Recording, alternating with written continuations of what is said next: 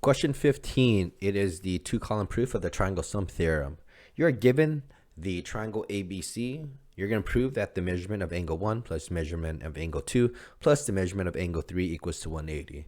So we'll start off as normal with our given statement.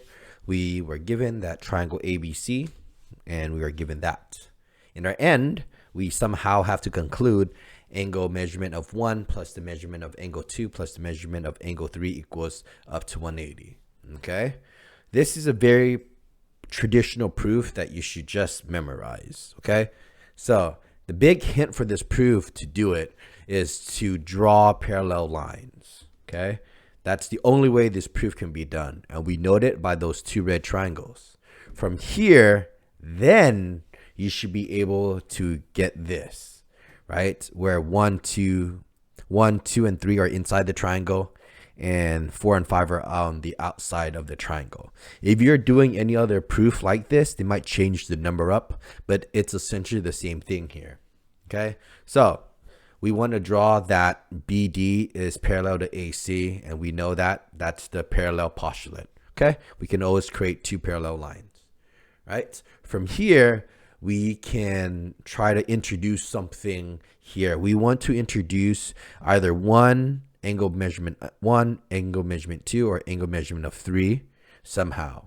Well, we know some properties like the linear pair. We know angle 2, and angle 5 are linear pair. So that adds up to 180, okay?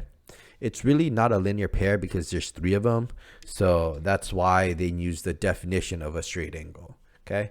These 3 angles add up to that straight angle, okay? Then we somehow have to introduce angle 1 somehow. Well, we can take a look at angle 1 and angle 4 are related somehow. They're actually congruent.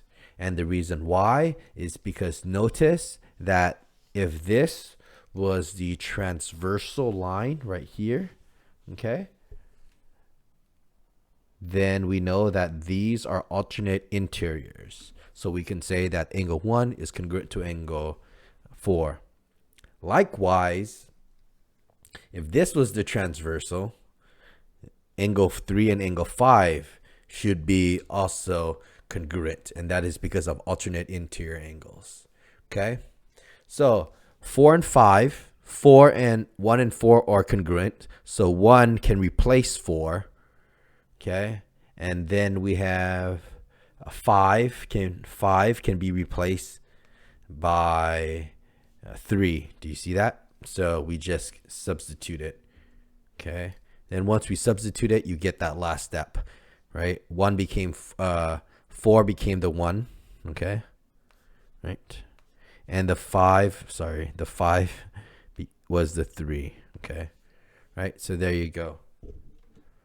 Okay, and you get that using substitution.